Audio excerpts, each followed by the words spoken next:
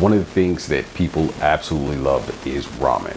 Hands down, one of the best dishes you can go for. Now, there's all kinds of ramens. There's tonkatsu ramen, there's spicy ramens, miso ramen, sesame ramens. The list can go on and on and on. But there's 5 things that usually come together to make a very, very solid ramen. And those things are tare, aroma oil, broth, the actual toppings itself, and of course the noodles. Now, ramen usually takes about 18 hours or so to make, unless you got a pressure cooker, and most people don't have either the time nor the pressure cooker itself. And the question that's come from most of you guys is, can you take something like this and turn it into something that can truly be considered ramen? So that's what we're going to do today. With all of the 5 things that make ramen really, really great, the biggest one has to be the broth, and it's the most time consuming. And in this case, of course, you can go ahead and make, packaged ramen in 5 minutes. Some cases, some people do it in less time. Whatever, microwave, on the stove, a couple of different options there. But we're trying to make something that is actually comparable, not as good as, and I can say this right here, right now, before anybody's panties get into a bunch. The bottom line to it is you are never going to get better ramen than actually being first and foremost in Japan, where someone has trained their entire life to create such an amazing dish. And you could of course go to a restaurant, but if you want to make it at home and you can actually spare the time, 4 hours, a quarter of the time that it actually takes to produce a real broth, I'm going to show you exactly how. And it's going to cost you a lot less than what it would if you were ordering out. So let's go ahead and jump into it. There's going to be a few things we need to knock out right away. Now, the first thing we're going to work on is the broth itself. As you see, I've already got some chicken here that I had roasted, and I saved off some pieces, things like that, as well as some of the bones.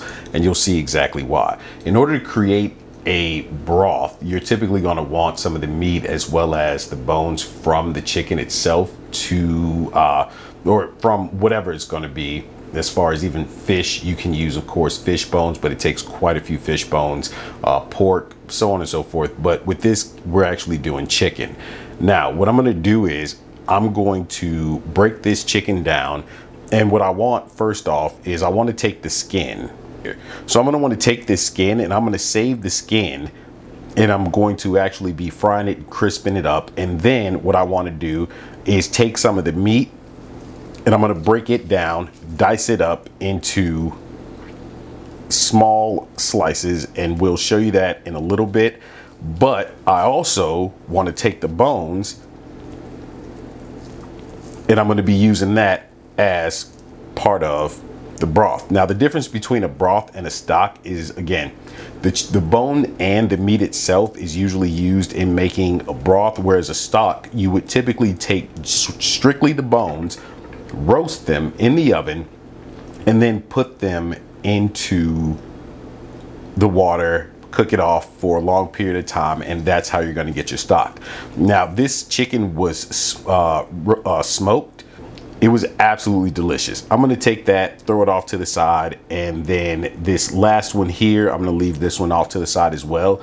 And all I'm going to do with the chicken meat here is I'm going to take it, break it down, and it's going to be cut into thin strips. Now, if you even boiled your chicken, let's say that you were making something like shredded chicken tacos, which I think is the only reason why you should ever boil chicken.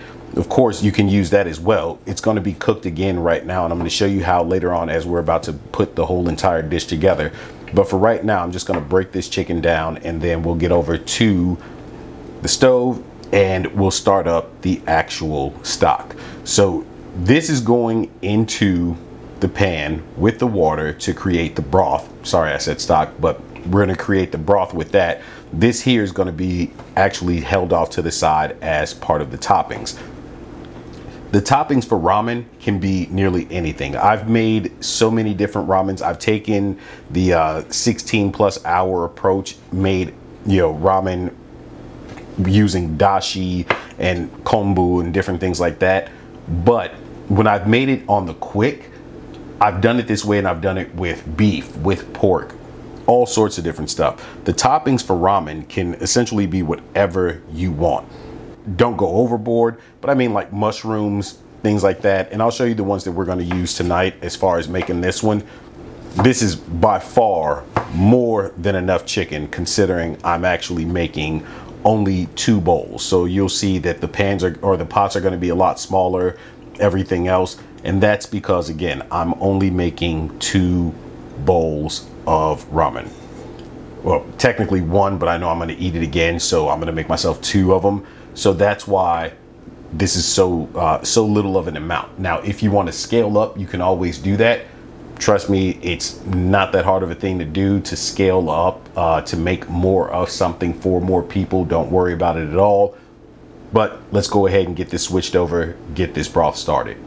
Now all we've got here is just a little pot of water. Like I said, considering how many bowls that I'm going to be making, this is going to be more than enough. I, of course, could use a much larger pot, but that's only if I'm going to make a whole lot more. All I'm going to do is just take all of the chicken bones here, and some of them I actually broke the bones, because if you break the bones, it's going to give off more flavor. I'm just going to drop that right on into the water. Let that come up to a boil. It's going to come up to a boil and it's going to cook. In this case, I'm going to allow this to cook for 4 hours. All right. After 3 hours, I'm going to add in some aromatics. Now, depending on the time frame, you can do this for 2 hours. You can do this for 3 hours. Me personally, I just want to go for 4 hours and see how it fully comes out. If you do it for 3 hours, go ahead at the 2 hour mark, drop in the aromatics, and I'll show you what those aromatics are in a little bit when we come back. But we're just going to get this started. And then at the same time, I'm actually going to go ahead and make our eggs. For the eggs themselves, the timing on the eggs actually depends on how far of a boiled egg you actually want. You can do the soft boiled egg, which can go for, I'd say, about 6 to 8 minutes at max. 8 minutes at max. Okay, 8 minutes, you're more than likely going to hit that medium point, somewhere around that medium point. Still could be really good, but if you don't want any runny yolk, but you want like a solid yolk in there, you're going to go for 15 minutes. And making the eggs are just as simple as can be. Go ahead, we're going to use this pot here. I'm going to put some water in it. I'm going to set it on the heat and put 2 eggs in there. And when I come back, I'll run you through the process of breaking down those eggs and getting them into the marinade. All right, so now that the eggs are done, we're gonna go ahead and take those and drop them into ice cold water bath there. And now that we got them in here, we're just gonna go ahead and crack those bad boys and get everything out of the shell. That's simple. And there we go. We got those both taken care of, nice and ready. Tell they're the perfect softness there, just from that little bounce. Now I'm gonna go ahead and make the marinade, and we're gonna get those dropped in there. Now these do require that they sit in the marinade for at least a good about 2 hours. Okay, and so I mean that's kind of the perfect time, considering we've got the broth going for as long as it's going. If you want to go for 3 hours, you can. That's absolutely fine. Let's go ahead and get the marinade put together, get the eggs in there, and we'll move on to the next step. Okay, so for the marinade, we've got some brown sugar right here in the bowl. We're gonna take some soy sauce, drop that in there.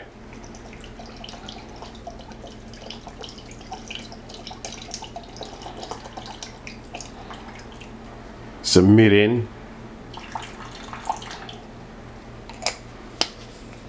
And some warm water. We're gonna go ahead and stir that up, mix it up real well, make sure that all of that brown sugar dissolves. And you're gonna pour that right over the eggs.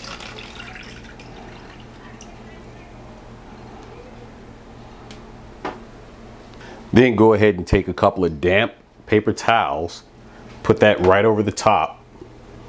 The reason you want to do that is because the paper towels are going to absorb a little bit of that marinade, and it's going to cover the top of the eggs themselves, so that way the entire egg gets the color and you don't have like a bald spot on the egg. All right, and then we're going to go ahead and set that off to the side. Next up, we're going to go ahead and put together our tate. Okay, for the tate, first thing we're going to need is some ginger. We're just going to break down a little bit of ginger. And actually, you know what? We're going to need a little bit more, because I'm going to get the stuff, the aromatics prepared for the stock as well, or I'm sorry, for the broth as well. So I'm going to take a little bit more. Now, when it comes to both of these, I'm actually going to leave the skin on, so don't worry about that. And I didn't need that much, but that's fine. So this here is going to go ahead right into the little pot for the tate, and in fact I can add a little bit more. And this here is going to go into the broth. So I'm going to set that off to the side. We're going to drop that into the broth. Then we're going to go ahead and take some garlic, and we're going to need this for both of those again, as well as for the aroma oil.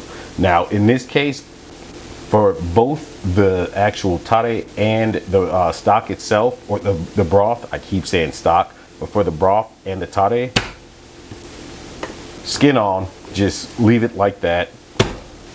Pop them, throw them in there. That's that. This will be for the broth. But for the aroma oil, we're gonna go ahead and take it and actually get the skin off and just leave it whole. That's it. All right, so that's what we're gonna do for the aroma oil. Now, last thing is green onions. This is going to be for the broth, which is why I'm gonna even leave the stems there. Just give them a rough little chop here. And for the aroma oil, we're actually going to get rid of the tail ends, the stems, and we're going to break those down and actually chop them up nice little rounds. Okay, but then what I'm also going to do is I'm going to take some shallots, and the shallots, I'm going to break those down into just rings, because those are going to be fried off for little crispy bits to go on top of the ramen as well. Now, along with the ginger and the garlic that we've got here, we're going to add soy sauce, the little packet from our ramen. All right, I'm going to just go ahead and pour that in there. You can add just a little bit of water, and then we're going to mix this all up, get it nice and broken down in there. Make sure that all of the powder does dissolve, and then we're going to throw that on the stove and let it actually come down and reduce just slightly. After that, we'll go ahead and make the aroma oil, and then of course I'm going to drop the aromatics into the broth, and after that we'll be almost done and set to plate up and try it all out. We've got the oil in here, we've got the garlic, the shallots, and the scallions all in here. And what we're gonna do is just go ahead and turn on the heat, let this come up to temp, and then it should crisp up all of these different aromatics in here. And then off to the side, I have this little bowl with red chili flakes in it. Once all of this is done, I'm gonna turn the heat off and then take out all the aromatics. They should be nice and crispy, and then pour that nice warm oil onto the chili flakes. And I want to infuse the actual heat from the chili flakes right into the oil. So that way we've got a nice little spicy oil, or a spicy aroma oil, to go into the base and to top off the ramen once we're ready to eat it. Next up, we've got to crisp up the chicken skin, cook the chicken, and then from that point, heat up the noodles, and we can start plating. Okay, so now next up, what we're gonna do as a kind of an added bonus, because we are building big flavor profiles here on this ramen, we got a completely dry pan. I've got it turned on, and all I'm gonna do is I'm gonna add some white sesame seeds to it. The reason why is because I want these sesame seeds to toast. It doesn't require any oil, anything like that. You just want them to sit there for a couple seconds, or however long it takes. Probably about 30-40 seconds or so, and you're gonna start smelling that toasty flavor, or that toasty scent from the sesame seeds. And you're just gonna toss them around a little bit and just let them go ahead and get toasted up, and then we're gonna set those off to the side. And in this same skillet here, we're gonna go ahead and make the chicken skin and the chicken. All right, now we got a little bit of oil going in the skillet. What we're gonna do is just take that chicken skin, lay it on in here. And what I want is for this to go ahead and crisp up, release all of its fat back into the pan. Now, technically, the fat that's left over from the chicken skin crisping up, you could add to your aroma oil, but I'm not gonna do that right now. So we're gonna let this crisp up. Once it's done crisping, we're gonna come back and we are going to cook the chicken meat.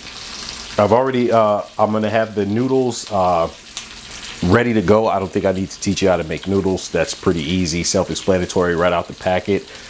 But after that, we'll be set to go ahead, plate it up, try it all out.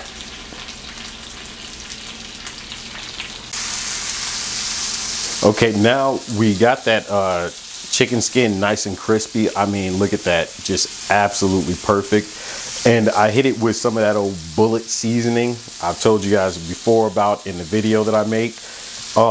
With the chicken itself, now you could use some of the seasoning packet from the ramen pack itself to season that chicken, because there's something in there that absolutely makes it fantastic, and that's MSG. Now, I know a bunch of you are probably thinking, oh, MSG is bad for you. I don't want to hear that bullshit. Stop it. It's not. It's absolutely not. You like Doritos, you've eaten monosodium glutamate, which is MSG. Just makes stuff a whole lot better. Now, in this case, I am going to season the chicken here with some of that bullet spice as well, as I'm now going to call it, the bullet spice. But I'm going to let this cook up to the way that I want it to be. I did take some of the fat from the chicken skin and leave that in here, and I poured the rest of it into the aroma oil, because I am going to go ahead and refrigerate it and actually use it for a different dish this week. So it works out anyway. So let's go ahead, let this just finish cooking. And I've started up the, or I'm getting the noodles started as well. And then we're set to go after that. Be right back. Okay, at this point, it's time to go ahead and plate this up. So how we're gonna start this off. Building from the bottom, we're gonna start off taking the tare, that right down at the base. Oh, just a little bit more. That should be just enough there. Next up, we got our aroma oil.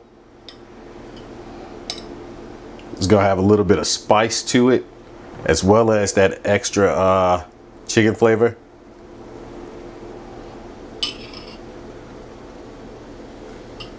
From this point, we go ahead and drop the noodles in. Now, me personally, when I make this, anytime I make ramen, I like my noodles to be somewhere within the realm of medium.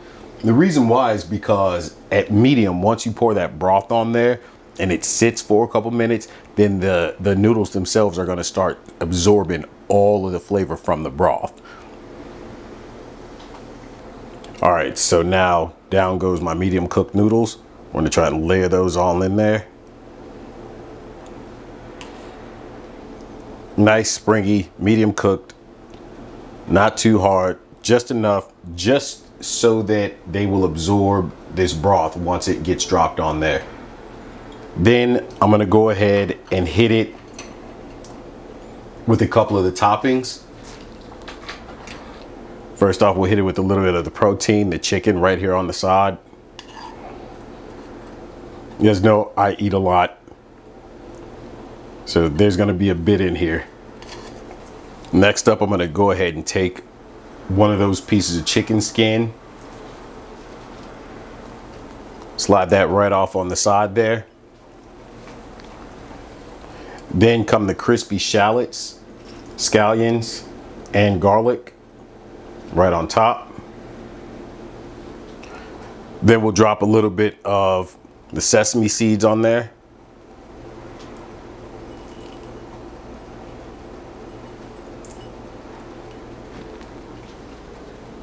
Some fresh scallions.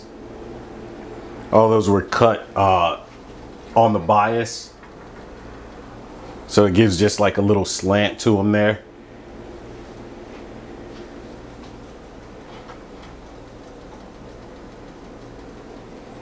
Some Thai bird chilies, because again, I like my heat. And then we go ahead and drop in that fantastic, oh my gosh, that broth smells so amazing.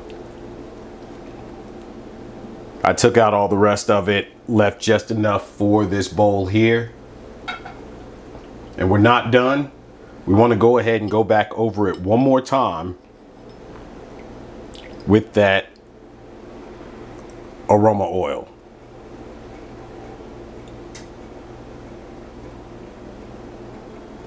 And that's it. You got an amazing bowl of ramen right there, made right at home.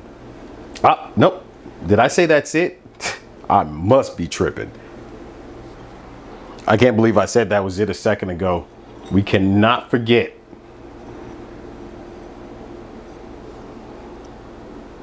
that amazing marinated egg. And we're going to set that right out to the side there. It's actually pretty soft boiled there in the center, even though it looks like it went super hard. Now I think it's time to go ahead and give this a try. The other thing that I'm actually missing from this, only because they were out of it, was nori, seaweed.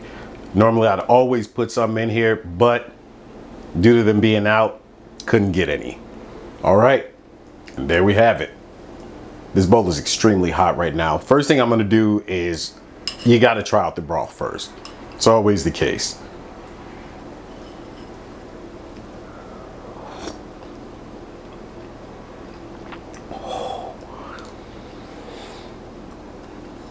Oh, Listen.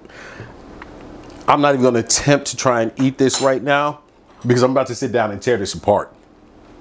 The broth it's rich. It's actually like creamy, and then you like it, the chicken flavor is off the charts in the broth. The aroma oil and the tare hit perfectly, absolutely perfectly. Yo, hold up.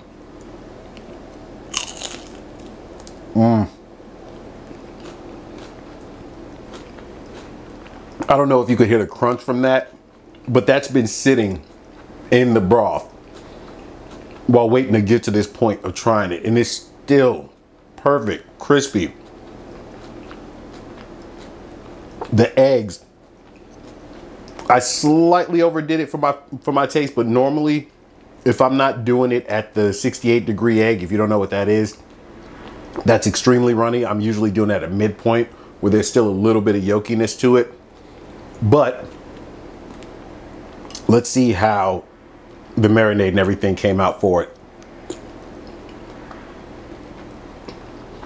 Absolutely perfect. Absolutely. Holy crap. Yeah, okay. Let me stop. Yeah, I'm gonna go ahead and sit down, destroy this. Look, this was a fun challenge to do for you guys. I hope you all enjoyed it. Let me know if you try this recipe, how it comes out for you. It seems like it's a lot of steps, but it's not. As long as you have everything in order, everything ready to go, you know what you're doing, you've got it all in place, this will go by like a breeze. And think about it. All of that started with a little pack of maruchan. That's it. But hey, I hope you all enjoyed this video. Please go ahead, give a like, most definitely subscribe. Let me know what your next challenge is for me, something you want to see me make. If it's something that's from a specific place or another specific dish, feel free to let me know. I'm the Showbill today. Thanks a million for watching. But hey, it's time for me to go ahead and tear this ramen apart. So on that note, I'm out. I'll see y'all later.